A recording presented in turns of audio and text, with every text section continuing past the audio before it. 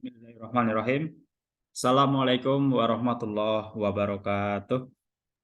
Waalaikumsalam Waalaikumsalam warahmatullahi warahmatullahi wabarakatuh. Alhamdulillah, tsumma alhamdulillah, wa syukrulillah, summa syukrulillah, wala haula wala quwata illa billah, wassalatu wassalam ala Rasulillah Muhammad sallallahu alaihi wasallam. Terima kasih pada segenap mahasiswa-mahasiswi IMUGO satu keperawatan. Mudah-mudahan semuanya dalam keadaan sehat walafiat dan dalam lindungan Allah Subhanahu wa taala.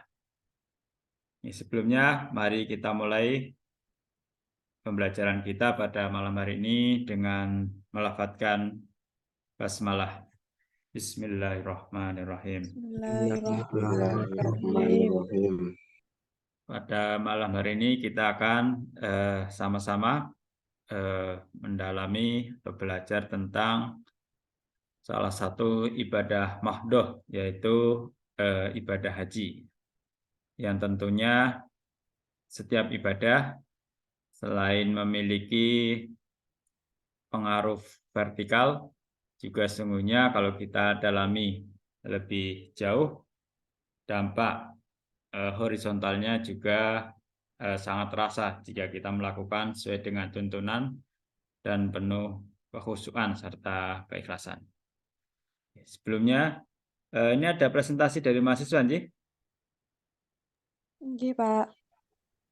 Silakan dari Pak kelas A dulu.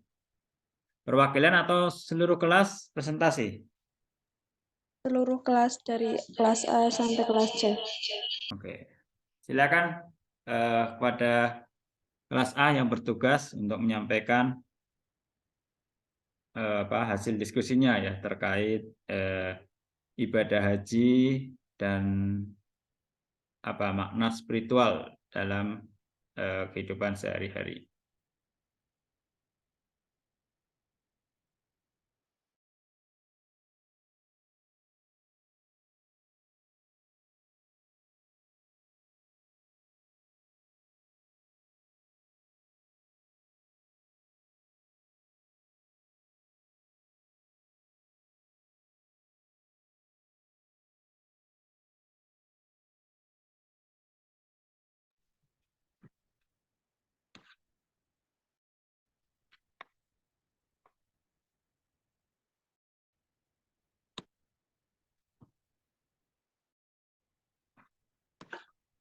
Assalamualaikum warahmatullahi wabarakatuh. Waalaikumsalam. Waalaikumsalam. Waalaikumsalam warahmatullahi wabarakatuh. Perkenalkan, saya Amanda Titik Hayati dari kelompok 5 kelas 1A selaku moderator pada presentasi pada malam hari ini. Kali ini kita akan membahas materi tentang ibadah haji dan makna spiritualnya dalam kehidupan yang akan disampaikan oleh pemateri. Sebelumnya saya perkenalkan anggota kelompok. Di antaranya ada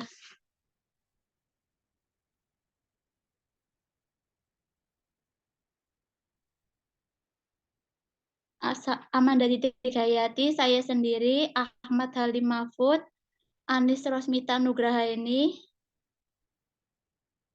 Elina Zeva Persada, dan Farhan Yoda Abita.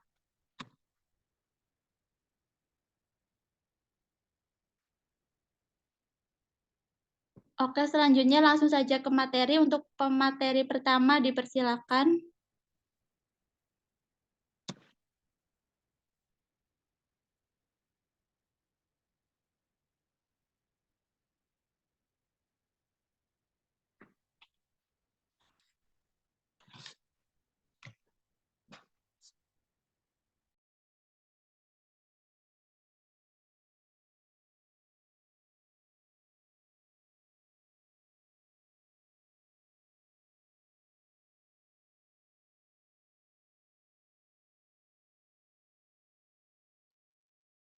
Ini langsung slide 8.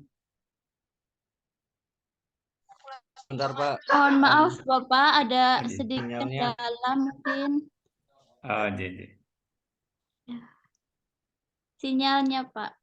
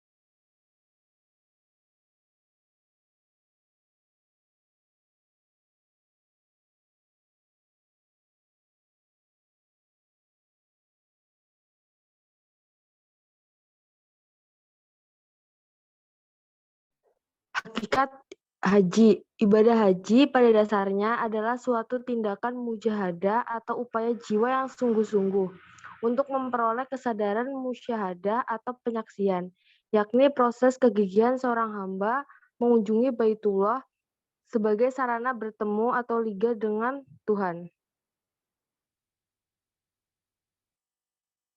Lanjut.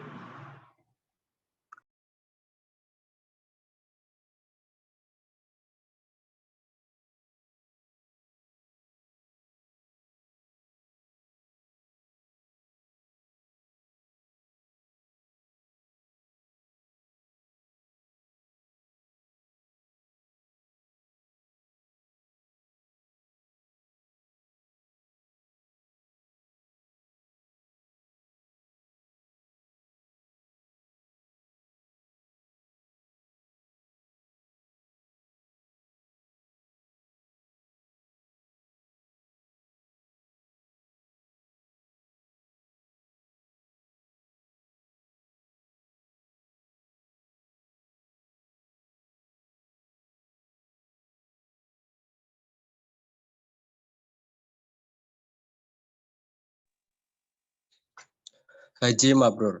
Apa yang dimaksud dengan haji mabrur? Dari sisi istilah, haji mabrur adalah haji yang diterima oleh Allah, kemudian berdampak pada kebaikan diri, serta bermanfaat bagi orang lain. Oleh karenanya, al-hajjul mabrur sebagai impian dari orang yang melaksanakan jemaah haji itu melalui tahapan. Mabrur tidak datang tiba-tiba. Lanjut.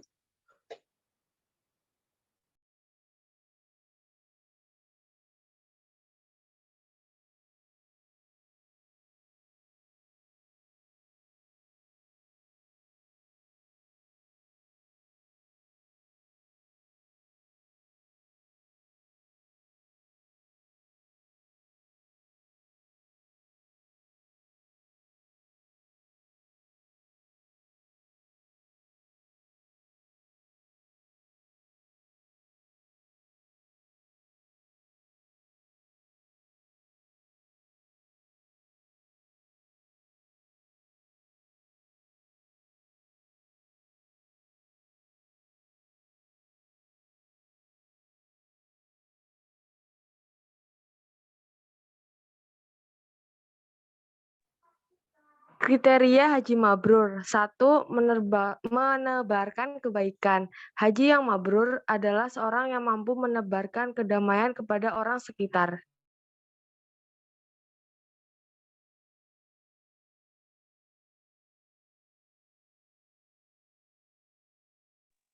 2. Santun. Haji yang mabrur memiliki tutur kata perilaku yang sopan dan santun.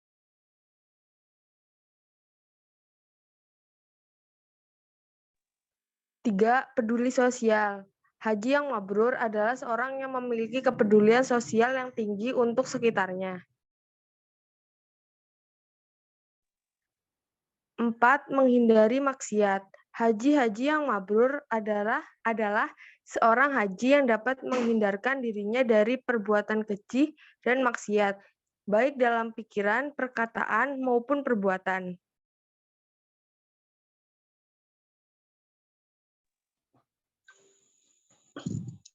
Hikmah ibadah haji. Yang pertama, haji mabrur dibalas surga.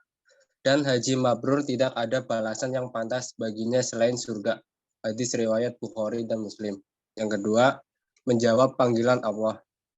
Dengan melaksanakan ibadah haji ataupun umroh, itu berarti seseorang telah menjawab panggilan dari Allah Subhanahu wa Ta'ala dan menjadi tamu di tanah suci.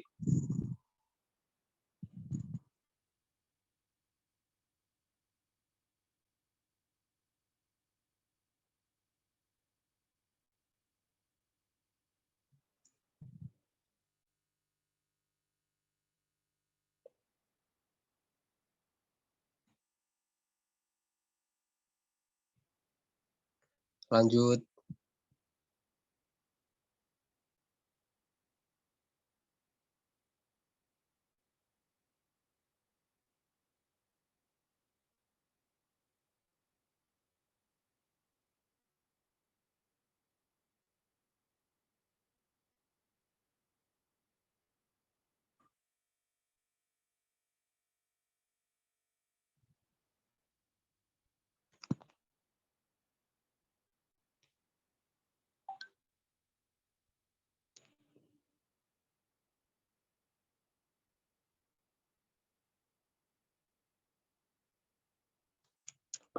Yang ketiga, salah satu amalan yang baik. Ibadah haji merupakan salah satu amalan yang paling baik. Ibadah haji termasuk sebuah amalan yang disukai oleh Allah Subhanahu wa Ta'ala dan Rasul-Nya. Yang keempat, menghapus dosa. Sesungguhnya Rasulullah Shallallahu Alaihi Wasallam bersabda, umrah satu ke rumah lainnya adalah penebus dosa antara keduanya. Dan haji yang mabrur tidak ada pahala baginya selain surga. Hadis riwayat Bukhari dan Muslim.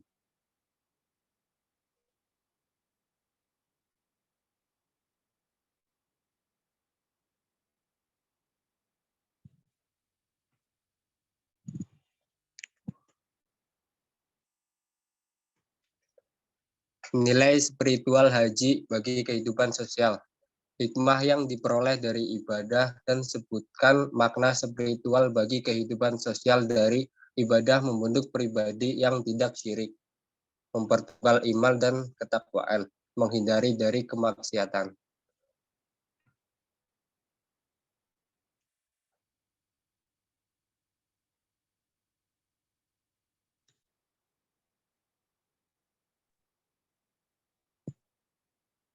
Oke, terima kasih atas perhatiannya. Untuk selanjutnya kami buka pertanyaan untuk tiga orang penanya dari kelas A, B, dan C. Pertanyaan bisa di kolom chat. Untuk pertanyaan kami tampung terlebih dahulu. Sekian dari kelompok kami. Mohon maaf jika ada kesalahan baik disengaja maupun tidak. Wassalamualaikum warahmatullahi wabarakatuh. Waalaikumsalam warahmatullahi wabarakatuh. Waalaikumsalam Terima kasih warahmatullahi. kelompok dari kelas A. Pertanyaan sudah banyak yang masuk itu di kolom chat. Mungkin langsung lanjut ke kelas B ya. Kelompok dari kelas B, silakan.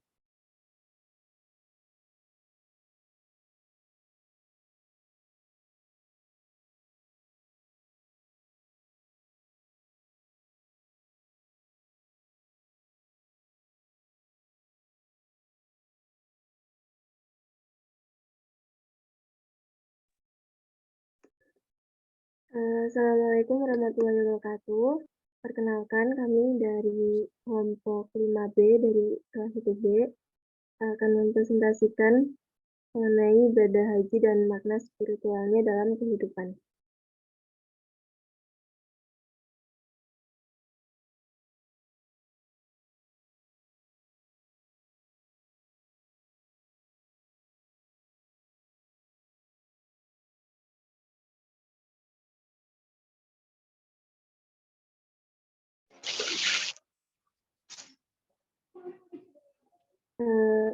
Sebelum itu, perkenalkan anggota kelompok kami. Yang pertama, Malisa Dwi Aisyah.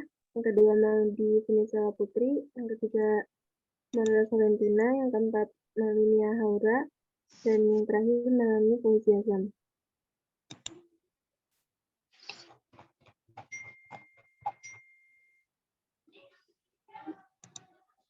Selanjutnya akan diserahkan kepada presentator. Baik, untuk materi yang pertama, hakikat haji dan sejarah haji. Hakikat ibadah haji.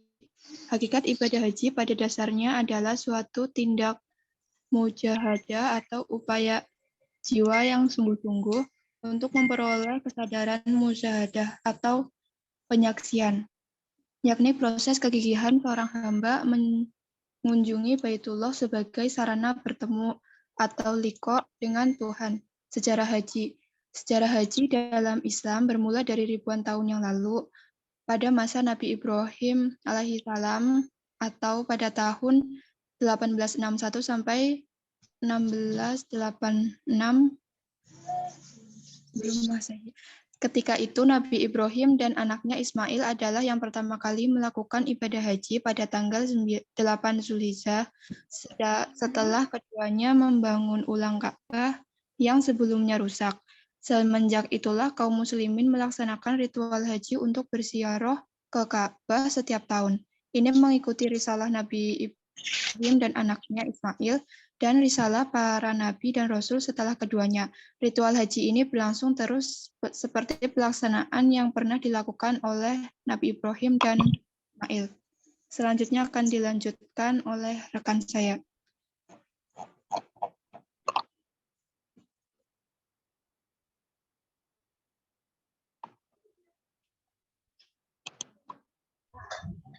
Yang selanjutnya ada kriteria haji mabrur. Yang pertama, apakah seseorang itu setelah melaksanakan ibadah haji semakin dekat dengan Allah atau tidak? Karena sesungguhnya tujuan dari ibadah haji adalah untuk mendekatkan diri kita kepada Allah Subhanahu wa Ta'ala.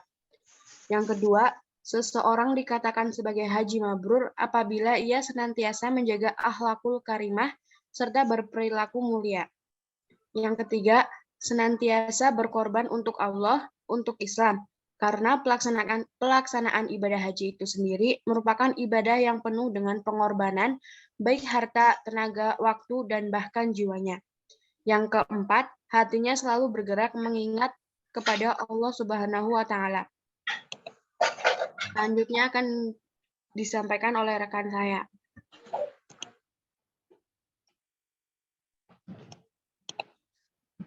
Hikmah haji dalam berbagai aspek. Yang pertama, aspek historis. Wukuf di Arafah ini memberikan rasa keharuan dan menyadarkan mereka akan Yaumul Mahsyar. Ibadah tawaf dan sya'i yang dilakukan secara serempak dalam suasana khusyuk mengesankan keagungan Allah. Yang kedua, aspek sosiologis. Ibadah haji diperuntukkan bagi seluruh umat Islam sedunia dari berbagai kultur dan ras. Yang ketiga, aspek pedagogis. Ibadah haji dapat mendidik manusia untuk mengingatkan amal perbuatan menjadi lebih baik. Selanjutnya akan dilanjutkan oleh rekan saya.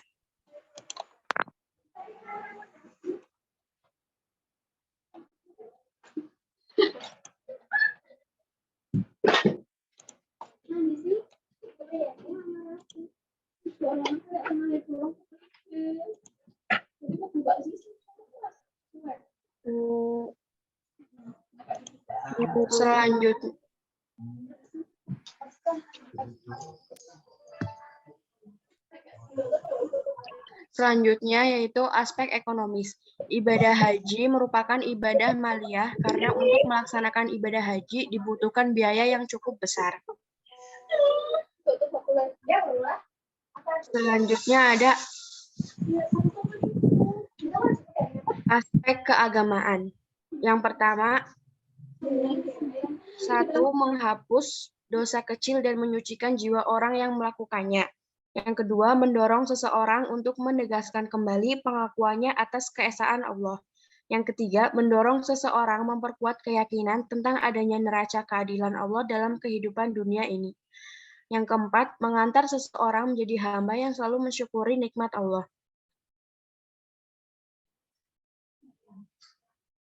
Selanjutnya ada nilai spiritual haji bagi kehidupan sosial.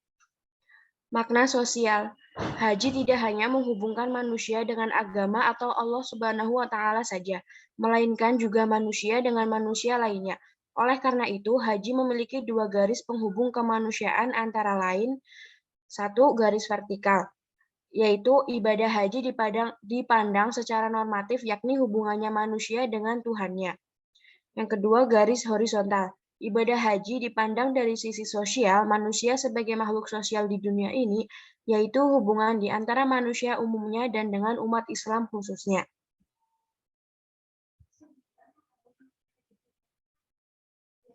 Selanjutnya, ritual haji yang mengandung makna sosial. Yang pertama ada ihram. Ihram mengandung makna melepaskan dan membebaskan diri dari lambang material dan ikatan kemanusiaan. Yang kedua ada tawaf. Tawaf mengandung isyarat keluar dari lingkungan manusia yang buas, lalu masuk ke dalam lingkungan robaniyah yang penuh kasih sayang, saling menghargai, dan saling menghormati. Yang ketiga ada sa'i. Sa'i mengandung isyarat kesediaan menjalankan tugas dan tanggung jawab bagi jamaah haji ke arah hal-hal yang positif dan bermanfaat untuk dirinya dan orang lain. Yang keempat, wukuf. Wukuf yaitu berhimpunnya umat Islam dari seluruh pelosok dunia di Arafah. Yang kelima ada al-hulqu atau tahallul. Al-hulqu atau tahallul atau memotong rambut mengandung isyarat pembersihan, penghapusan sisa-sisa cara berpikir yang kotor yang masih berada dalam kelopak kepala masing-masing manusia.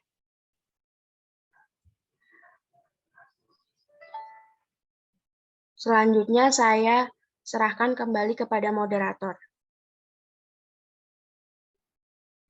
Baik, presentasi dari kelompok 5B sudah selesai. Untuk sesi diskusi kami membuka 3 pertanyaan dari masing-masing kelas, bisa ditulis di kolom chat. Sekian, terima kasih. Wassalamualaikum warahmatullahi wabarakatuh. Waalaikumsalam warahmatullahi wabarakatuh. Waalaikumsalam warahmatullahi wabarakatuh. Lanjut 5C.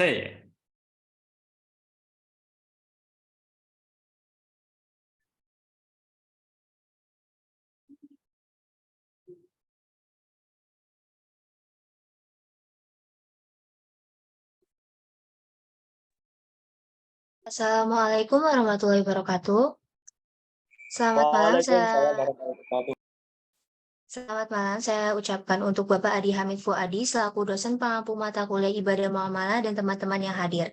Perkenalkan, saya Siva Nurjana, perwakilan moderator dari kelompok 5 kelas 1C yang akan melakukan presentasi dengan kelompok saya, Silviara Azharo sebagai pemateri 1, Siti Maimunah sebagai pemateri 2, Syafa Dwi Absari sebagai pemateri 3, Syara Dwiyanti sebagai pemateri 4, dan Siti Nurdiana sebagai pemateri 5.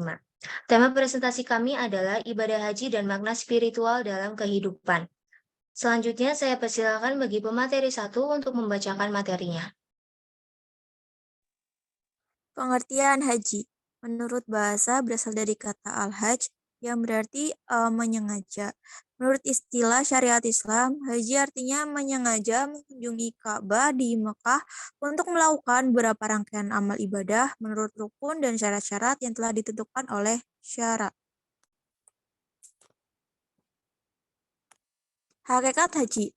Hakikat haji adalah suatu tindak mujahadah atau upaya jiwa yang sungguh-sungguh untuk memperoleh kesadaran musyahadah atau penyaksian, yakni proses kegigihan seorang hamba mengunjungi Baitullah sebagai sarana bertemu liqa dengan Tuhan.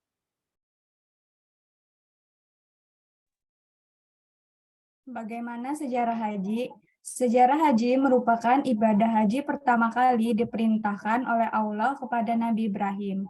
Nabi Ibrahim pula yang dipercaya oleh Allah untuk membangun Ka'bah bersama putranya Nabi Ismail di Mekah.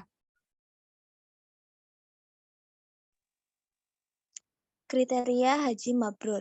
Haji mabrur adalah haji yang dilaksanakan sesuai dengan petunjuk Allah Subhanahu wa Ta'ala dan Rasul-Nya dengan menjalankan rukun wajib, dan sunnah haji, serta menjauhi larangan-larangan atau yang mengurangi kesempurnaan ibadah haji. Kriteria haji mabrur juga meliputi dermawan dan memiliki kepedulian sosial atau itmaut ka'am, selalu menebar kedamaian, ifya'u salam, santun dalam bertutur kata, tibul kalam. Nilai spiritual haji bagi kehidupan sosial. Yang pertama ada ihram, mengandung makna melepaskan dan membebaskan diri dari lambang material dan ikatan kemanusiaan. Menggosokkan diri dari metalitas keduniawian, membersihkan diri dari nafsu seraka angkara murka, kesombongan, serta kesewenang-wenangan. Yang kedua ada tawaf, yaitu mengandung isyarat keluar dari lingkungan manusia yang buas, masuk ke dalam lingkungan Robbaniyah yang penuh kasih sayang, saling menghargai, dan saling menghormati. Selanjutnya ada sa'i, mengandung isyarat, kesediaan menjalankan tugas, dan tanggung jawab bagi jamaah haji ke arah hal-hal yang positif dan bermanfaat untuk dirinya dan orang lain.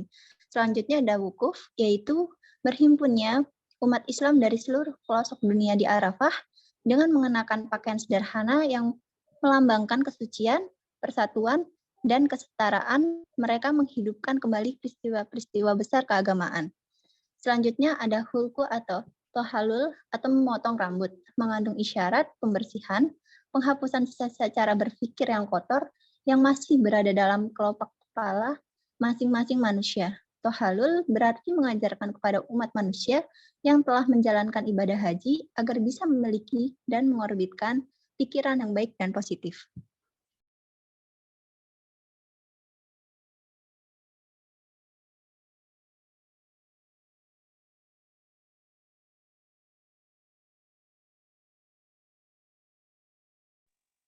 Yang selanjutnya hikmah-hikmah haji. Yang pertama, menyaksikan rumah Allah atau Baitullah secara langsung.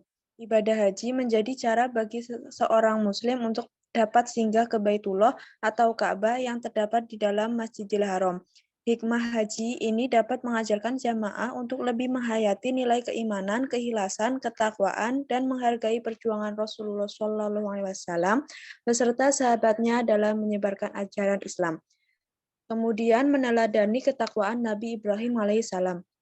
Kisah Nabi Ibrahim menyisakan banyak keteladanan bagi umat muslim karena ketakwaan yang banyak dilakukan oleh Nabi Ibrahim. Salah satunya kesabarannya saat diperintah Allah Subhanahu wa taala untuk mengorbankan anaknya yakni Nabi Ismail.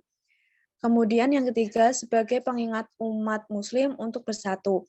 Pakaian ihram yang seragam menggambarkan bahwa tidak ada yang membedakan jamaah haji antara satu dengan yang lainnya. Hal yang membedakan tidak lain hanyalah ketakwaan mereka masing-masing.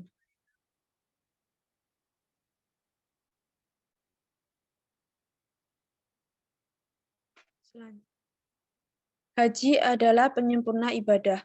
Sebagai bagian dari rukun Islam, haji adalah penyempurna kelima ibadah yang terkandung di dalamnya. Seseorang yang melakukan ibadah haji tentunya harus sudah melakukan 4 ibadah lainnya, yakni syahadat, sholat, zakat, dan puasa. Yang kelima, ibadah haji menjadi penyemangat dalam beribadah. Umat muslim yang telah menunaikan ibadah haji biasanya menjadi lebih semangat beribadah ketika pulang dari Mekah. Dalam hal ini, ibadah haji menjadi kesempatan yang besar bagi umat Islam untuk menyatukan tekad dan semangat dalam beribadah, juga menyebarkan kebenaran Allah terhadap sesama manusia.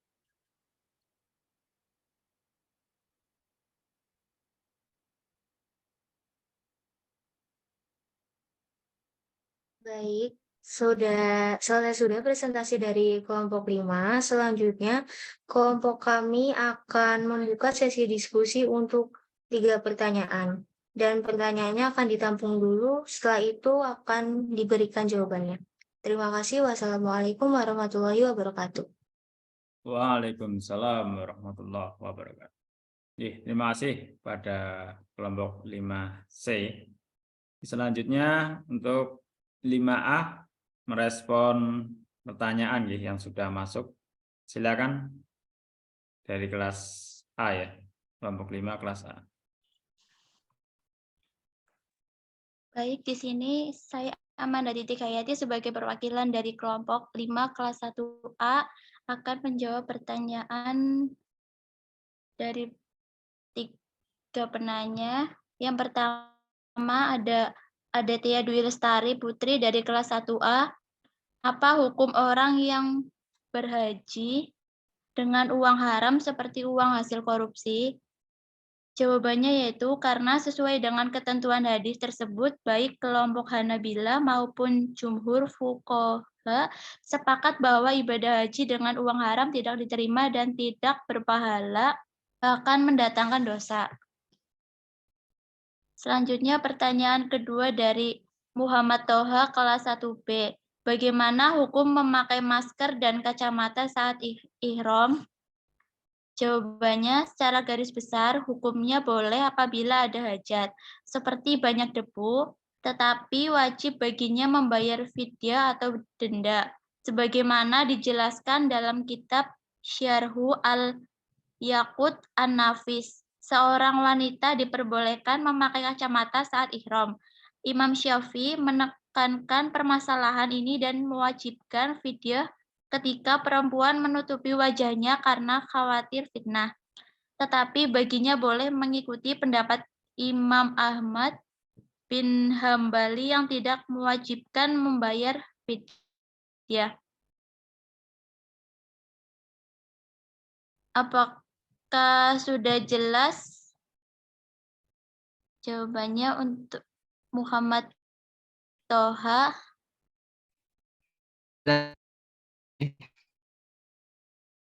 Selanjutnya dari Mbak Rizka Dwi Apriliana kelas 1C, bagaimana hukumnya bila ada anak kecil diajak ibadah haji oleh orang tuanya?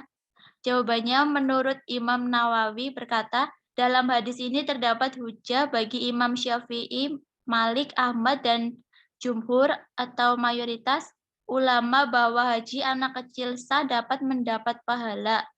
Meskipun tidak mencukupinya dari haji atau rukun Islam, namun jatuhnya adalah sunnah. Untuk Mbak Rizka Dwi Apriliana, apa sudah jelas? Sudah. Terima kasih. Sekian dari kelompok 5 kelas 1A. Selanjutnya kelas B atau C.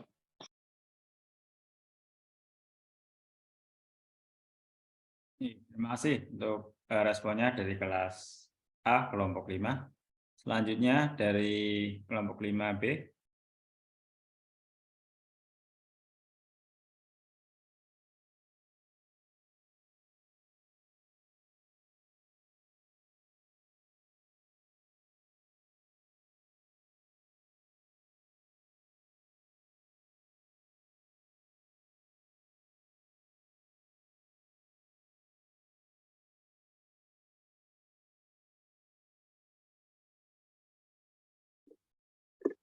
Baik, saya akan menjawab pertanyaan dari Amelda dan Prastika kelas 1A. Pertanyaannya, apa konsekuensinya jika calon jemaah haji tidak melakukan salah satu wajib haji? Jawabannya, jika rukun haji ditinggalkan, maka ibadah hajinya dianggap batal dan harus diqadha kembali. Jika wajib hajinya yang ditinggalkan, maka ibadah hajinya tetap sah, tapi tetap berdosa karena pelanggarannya dan harus membayar dam. Untuk Amelda dan Nia, apakah sudah cukup? Sudah.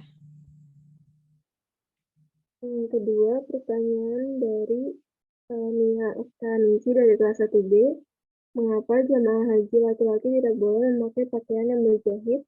Jawabannya, disyariatkannya melepas pakaian berjahit dalam ibadah haji dan umroh memiliki hikmah yang banyak, di antaranya hingga keadaan manusia pada hari kebangkitan. Karena nanti mereka akan dibangkitkan pada hari kiamat dalam keadaan tak beralas kaki dan telanjang. Untuk Nia, apakah sudah cukup? Sudah, terima kasih. Yang selanjutnya, pertanyaan dari Hafid Nur Akram, kelas 1C. Pertanyaannya, bagaimana bila seorang wanita mendapat haid ketika sedang haji, apakah hajinya sah atau tidak? Jawabannya, Dilansir dari buku 1 Haji dan Umroh karya Yusuf Al-Qaradawi bahwa wanita yang sedang melaksanakan ibadah haji namun di perjalanan ibadah tersebut mengalami haid, maka wanita tersebut dapat tetap menjalani semua amalan haji manasik kecuali tawaf di Ka'bah. Untuk grafik penerapan, apakah sudah cukup? Sudah, terima kasih. Sesi diskusi kelas 1B dari kelompok 5 sudah cukup. Untuk kelas C, dipersilakan. Terima kasih. Terima kasih untuk kelas B atas responnya.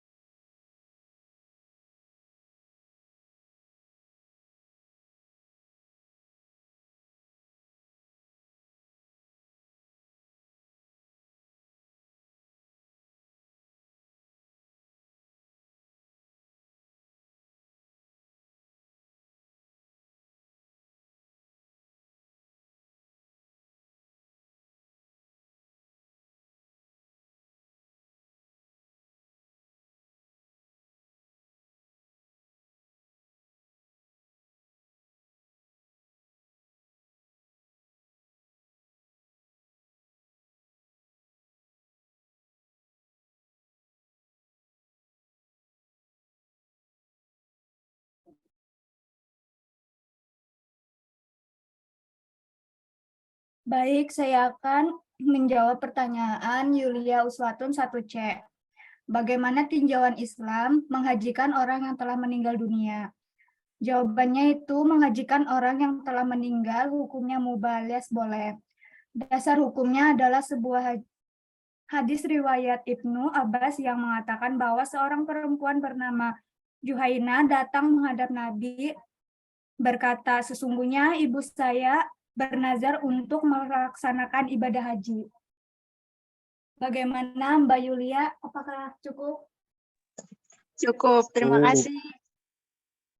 Oke. Baik, saya akan menjawab pertanyaan dari Aura Wahyu Sukmawati dari kelas 1A.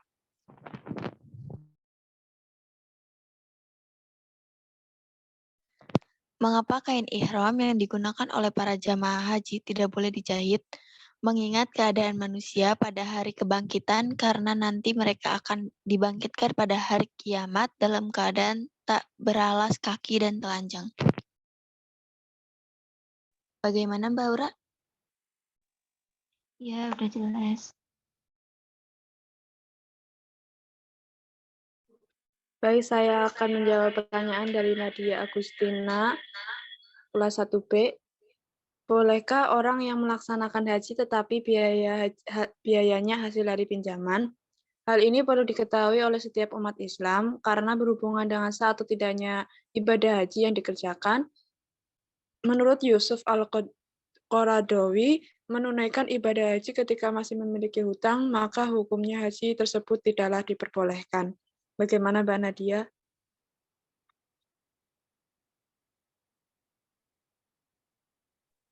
Baik, terima kasih. Iya, sama-sama.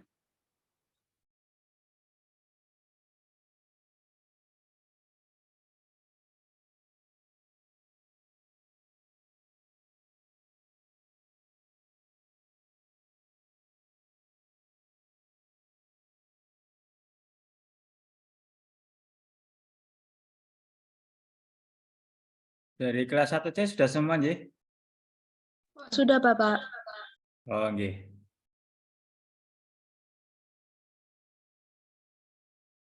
Terima kasih untuk semuanya, nggih. Baik, untuk presentasinya yang cukup baik, cukup komprehensif, saling melengkapi antara kelas 1E, kelas 1A, BC, dan juga pengulangan. Ya. Itu justru untuk menambah ingat kita, daya ingat kita. Ini saya coba share screen, punya saya.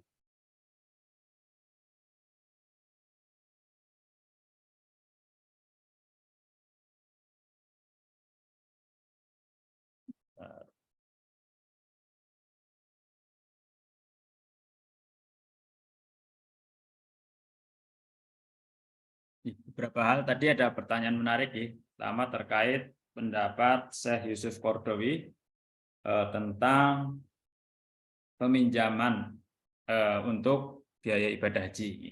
Karena sesungguhnya benar bahwa ibadah haji sekalipun itu rukun Islam dan juga termasuk ibadah mahdoh, tentunya hukumnya wajib bagi mereka yang mampu, dan tentu saja tidak wajib bagi mereka yang tidak istitoah atau tidak mampu, baik dari segi finansial ataupun fisik nih, yang tidak memungkinkan untuk melakukan ibadah haji, apalagi sampai mengancam keselamatan jiwanya.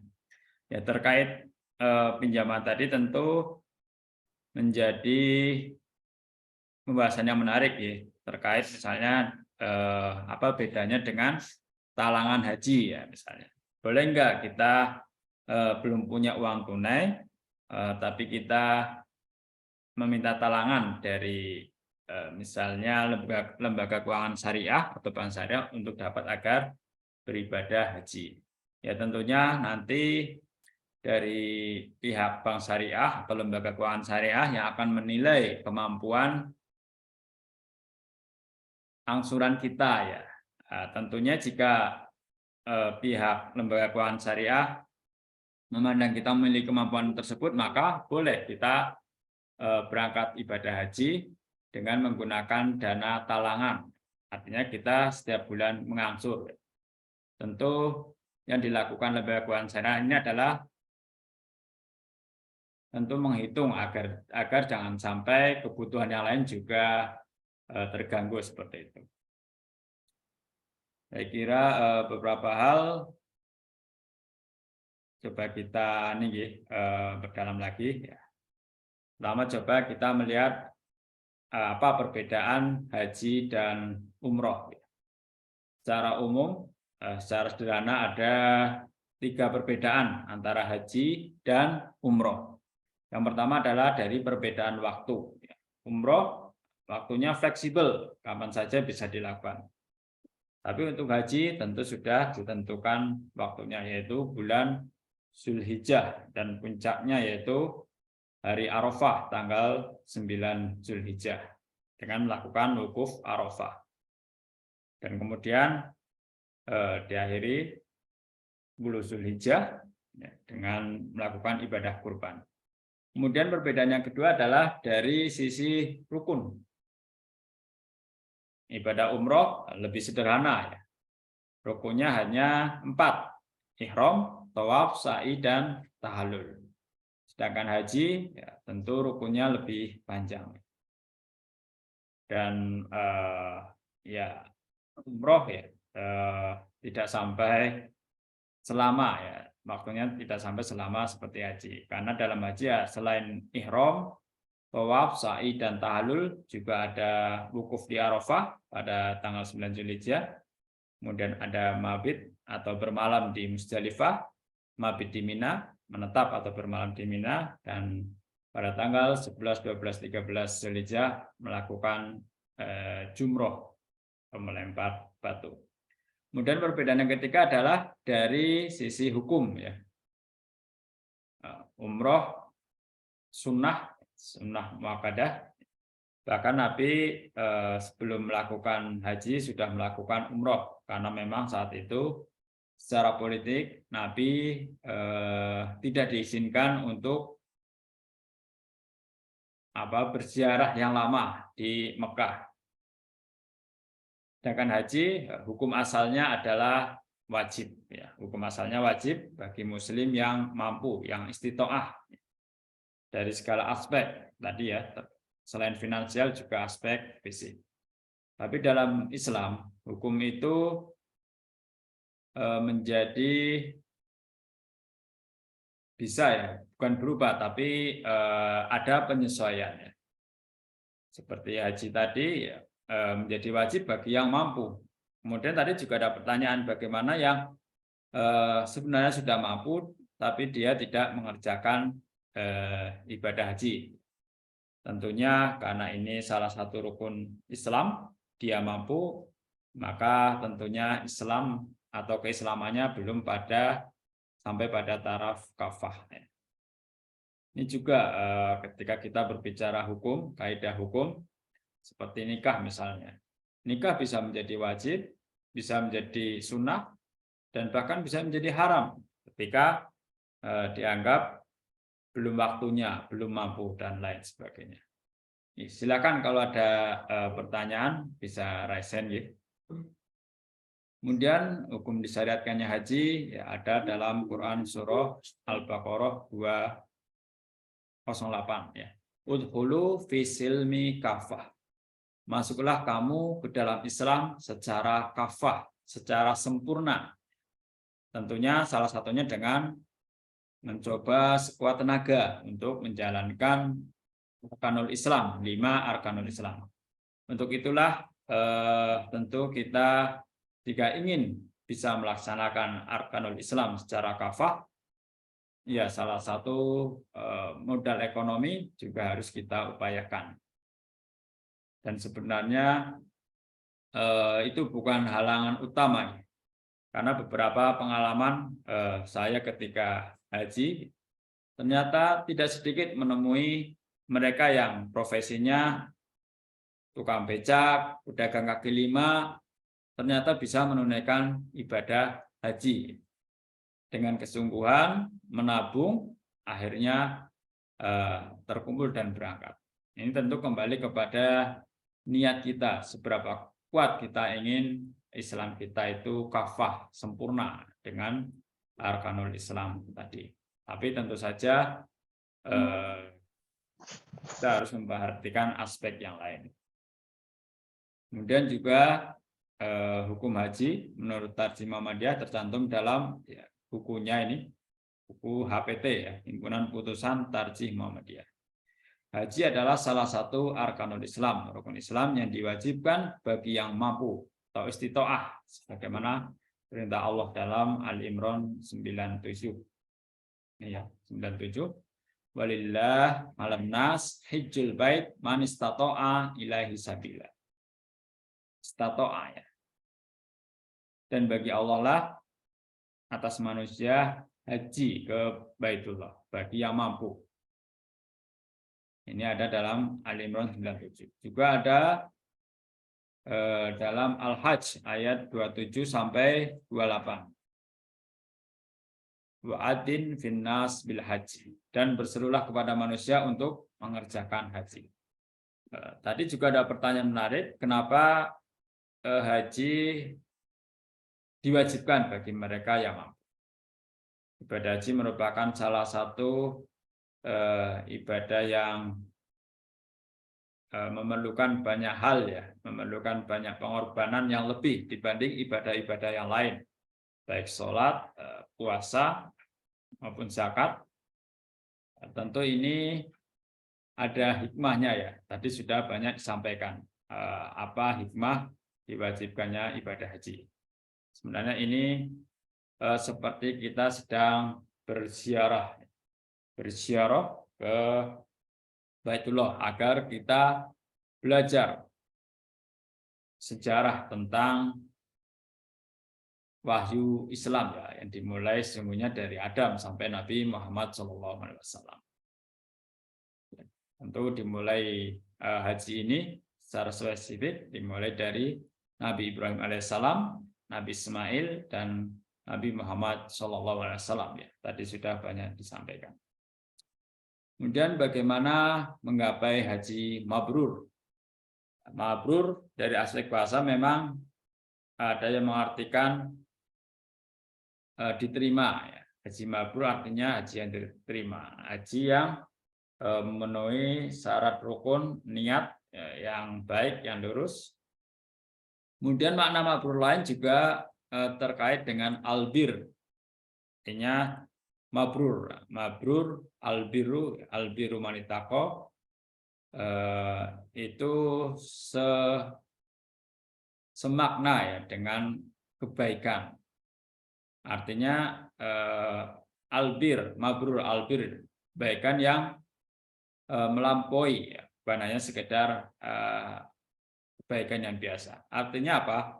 dari dua definisi ini, haji mabrur selain memenuhi syarat rukun niatnya, syarat rukun wajib dan niatnya, juga dampak dari kita melakukan ibadah haji. Bagaimana setelah kita dari tanah suci tiba ke tanah air menjadi pribadi muslim yang lebih taat kepada Allah Subhanahu wa taala. Dalam hal ini tentu ketaatan yang kafah adalah bagaimana menjaga hablum minallah dan hablum minanas dengan baik, dengan seimbang. Tidak boleh salah satunya ditinggalkan. Menggapai haji mabrur, ya pertama tentu menata jiwa atau nafsu. Dalam hal ini tentu niat ya, niatnya yang lurus. Kenapa melaksanakan ibadah haji? Singkirkan niat-niat yang memiliki aspek duniawi, karena ingin dipandang status sosialnya dan lain sebagainya. Itu sangat berpengaruh terhadap apakah haji kita mabrur atau tidak.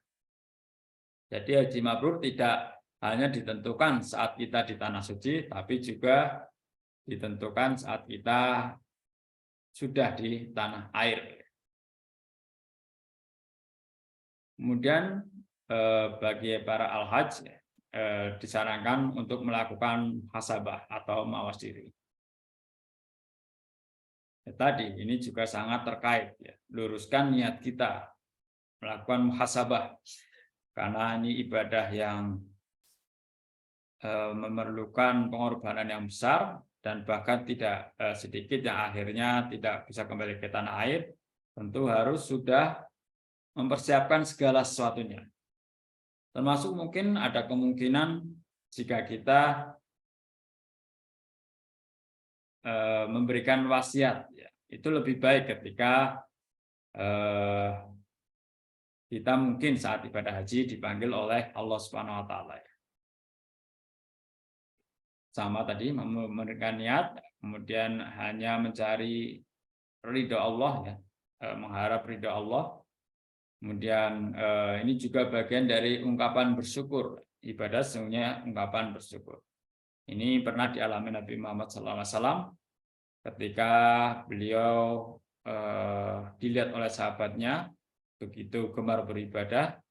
Sahabat itu bertanya, "Ya Nabi, mengapa engkau yang sudah dijamin masuk surga masih begitu bersemangat dalam beribadah, bahkan melampaui kami yang tidak dijamin seperti engkau masuk surga?" Nabi hanya menjawab, "Apakah aku tidak boleh bersyukur?"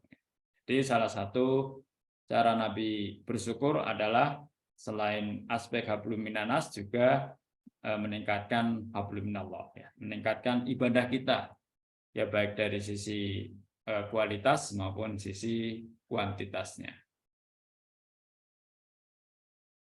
Nah, salah satu yang dapat mengantarkan kita menjadi haji mabrur adalah mencoba memahami segala bacaan atau doa-doa yang ada dalam ibadah haji. Itu dampaknya akan lain daripada kita tidak mengetahui apa yang kita ucapkan. Ini yang keenam juga sebagai sarana kita untuk bertaubat kepada Allah Subhanahu wa taala. Kullu bani Adam al-khata' wa khairul khata' at-tawwabun. Setiap anak Adam pasti pernah berbuat salah. Dan sebaik-baik mereka yang pernah berbuat salah adalah mereka yang mau bertobat. Kemudian juga untuk menggapai haji mabrur, coba kita menyucikan karat hati. Dosa yang dilakukan secara berulang-ulang menjadi karat hati. Kita dalam bahasa Profesor Nurholis Majid, beliau mengatakan jika kita terbiasa melakukan dosa, kemudian hati kita yang tadinya nurani, terang, menjadi zulmani, menjadi gelap, menjadi berkarat. Karena saking terbiasanya melakukan kemaksiatan, kita karena hatinya sudah berubah menjadi zulmani, dari nurani menjadi zulmani, maka disitulah hati kita sulit memfilter, membedakan mana yang baik dan mana yang buruk. Karena beberapa ulama mengatakan salah satu cara manusia mengetahui perbuatan baik atau buruk selain dari kitab suci adalah dari hati kita yang masih terang, yang masih dapat menyaring, yang belum dikotori oleh kemaksiatan-kemaksiatan yang terus berulang. Kemudian juga untuk menyucikan harta dan jiwa. Jadi benar ada pertanyaan, bagaimana haji dengan uang haram, hasil korupsi, mencuri, dan lain-lain. Nah, bahasa mensucikan harta di sini adalah sesungguhnya itu harta yang halal. Yang haram jelas mutlak tidak diterima dan bahkan dosa. Mensucikan harta seperti zakat, tazkiyatul mal, mensucikan harta itu sesungguhnya mensucikan harta yang memang halal. Tapi walaupun itu halal, masih ada hak-hak orang lain. Seperti teori zakat profesi. Teori zakat profesi, berapapun penghasilan kita yang halal, minimal setiap kita mendapatkan, keluarkan 2,5%-nya. Dan 2,5% itu adalah banyak yang menyebut sebagai batas minimal kebahilan seseorang. Ya, mensucikan harta dan jiwa dengan haji. Harta yang memang sudah halal masih perlu disucikan karena ada hak-hak orang lain. Dalam haji juga ada unsur hablum minannasnya ya. Bagaimana haji diakhiri dengan berkurban. Sama ibadah sholat pun selain hablum minallah juga ada hablum minannas. Sholat ketika diawali dengan takbiratul ihram itu artinya hablum minallah. Takbiratul ihram artinya mengharapkan selain hubungan dengan Allah. Namun sholat juga diakhiri dengan salam, menengok ke kanan dan menengok ke kiri. Itu adalah simbolis dari pesan sholat agar setelah sholat kita peduli dengan kanan kiri kita. Itulah yang disebut hablum minannas. Jadi seluruh ibadah itu ada dampak vertikal dan ada dampak horizontalnya. Ada hablum minallahnya dan ada hablum minannas. Ibadah haji untuk mendapatkan haji mabrur juga kita niatkan untuk mendekatkan diri kepada Allah. Seluruh ibadah memang untuk taqarrub ilallah.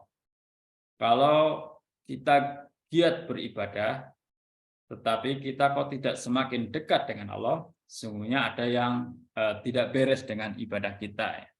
Ya, baik itu niatnya, tata caranya, ataupun kekhusyuannya. Dan juga untuk berlaku sabar. Ujian kesabaran sangat kita dapatkan ketika melakukan ibadah haji. Di mana selama 40 hari itu ujian kesabaran kita luar biasa. Saya pernah mendapatkan pengalaman ya, ketika di Tanah Suci. Itu jadi jamaah kelompok saya ternyata salah tenda dan mereka sudah pergi semuanya. Sementara barangnya tertinggal di tenda. Dan saya yang harus memindahkan sendiri. Ujian kesabarannya luar biasa. Semua hampir mereka yang ibadah haji memiliki pengalaman spiritual rohani yang berbeda-beda ya. Tergantung bagaimana seberapa niat kita dari kita mengamalkan ibadah haji ini. Nah, ini yang paling penting juga adalah setelah kita berdoa, berikhtiar, ya, faida azamta fatawakal Allah. Jika itu sudah dilakukan, ya kita harus bertawakal total pada Allah Subhanahu wa taala ketika menunaikan ibadah haji. Karena banyak kemungkinan yang akan terjadi pada kita saat menunaikan ibadah haji. Walaupun secara umum tentu ibadah haji adalah ibadah yang sangat menyenangkan, sangat menggembirakan, di mana kita bertemu dengan seluruh umat Islam dari seluruh penjuru dunia, menyambung silaturahim. Pada prinsipnya sangat menggembirakan. Dan tentu itulah salah satu makna dari ibadah haji. Tadi terkait memahami manasik haji juga diperlukan bagi mereka yang ingin menggapai haji mabrur. Ada beberapa hadis ya, misalnya di nomor 12 ini, agar kita mengambil posisi di depan Ka'bah. Dalam hadis Bukhari Muslim dikatakan bahwa kedudukan Ka'bah sejajar vertikal dengan Baitul Ma'mur. Baitul Ma'mur itu Ka'bahnya seluruh makhluk Allah di langit.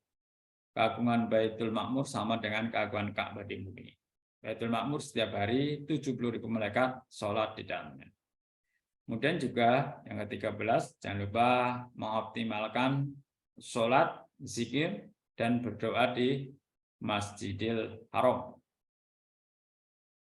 Juga di Arafah, juga di Raudhah, di Masjid Nabawi, di Al-Madinah.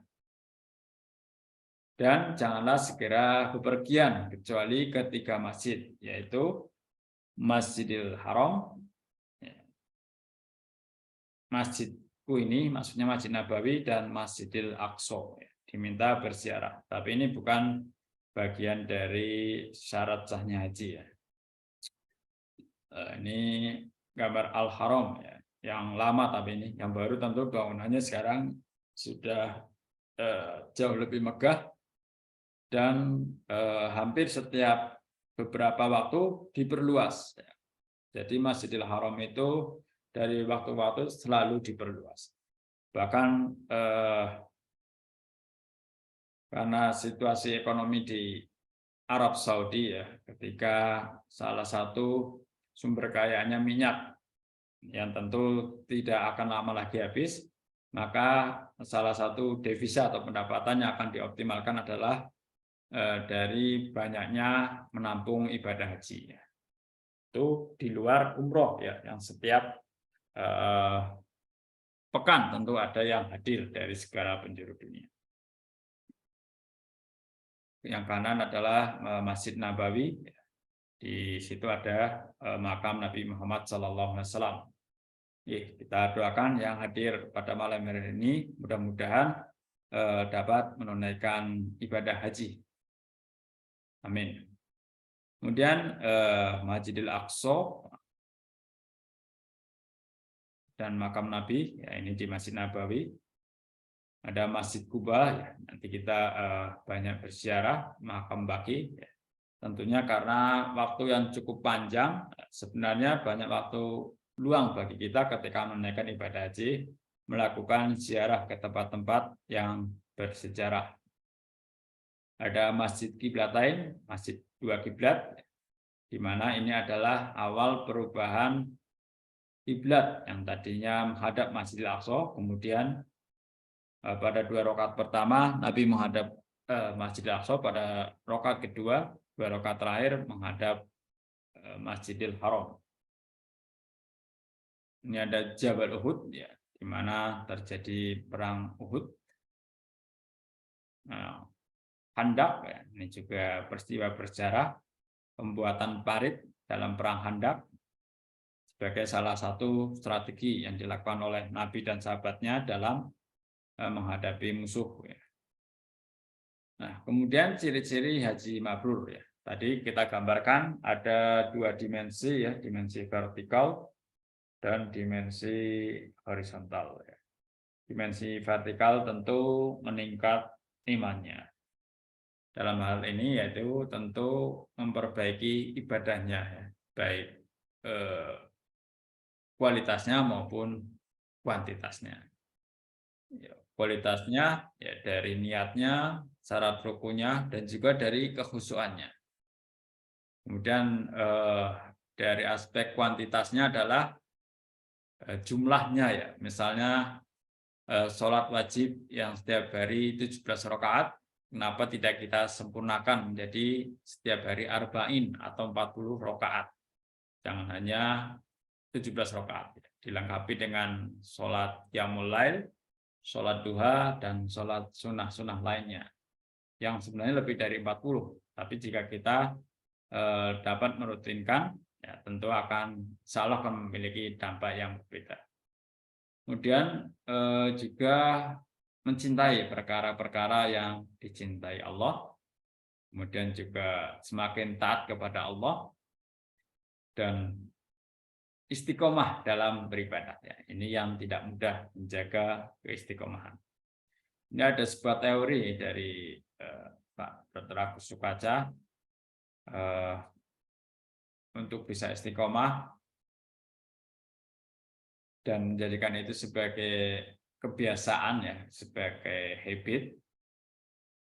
Itu beliau melakukan pengamatan, gitu. Misalnya ketika kita belum terbiasa sholat qiyamul lail, kemudian selama 3 bulan kita harus mencoba berusaha qiyamul lail tanpa putus, maka setelah 3 bulan itu akan menjadi habit. Dan ketika kita tidak melakukan qiyamul lail, ada sesuatu yang hilang. Kemudian dari dimensi horizontal atau hablum minan nas, kita menjadi orang yang semakin low profile, tawadu. Ya, low profile, lawan dari takabur, ya. Jadi orang yang rendah hati, bukan menjadi sombong. Kemudian gemar berbuat ihsan, Ihsan ini adalah kebaikan yang melampaui, bukan sekedar berbuat baik, tapi perbuatan baik yang terbaik yang bisa kita lakukan. Juga munculnya sifat kasih sayang, semakin lemah lembut, dan intinya adalah tentu dimensi horizontalnya adalah menjadi pribadi yang berakhlakul karimah. Ya, berakhlakul karimah sebenarnya juga bukan hanya dimensi hablum minan nas dan hablum minal alam, tapi juga hablum minal. Hikmah haji, ya, pertama meningkatkan ukhuwah Islamiyah. Kita dipertemukan dengan umat Islam seluruh dunia, sebenarnya dapat meningkatkan ukhuwah Islamiyah antar umat Islam di setiap negara. Hikmah yang kedua adalah adanya persamaan derajat, ya. Dengan pakaian ihram tadi yang semuanya berwarna putih sama, baik presiden maupun rakyat jelata, baik raja maupun rakyat biasa. Di sini disimbolkan derajatnya disamakan dengan pakaian yang sama.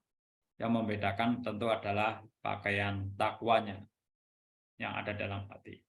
Kemudian hikmah haji adalah meningkatkan jiwa pengorbanan kita, tentu dalam meraih ridha Allah. Kemudian yang terakhir ini, ya, makna spiritual haji bagi kehidupan sosial. Ini dari aspek psikologi haji. Ini saya ambilkan dari bukunya Profesor Komarudin Hidayat, ya. Pertama, ya, mengapa untuk memanjatkan doa pada Tuhan harus pergi jauh-jauh ke Mekah di Saudi Arabia? Apakah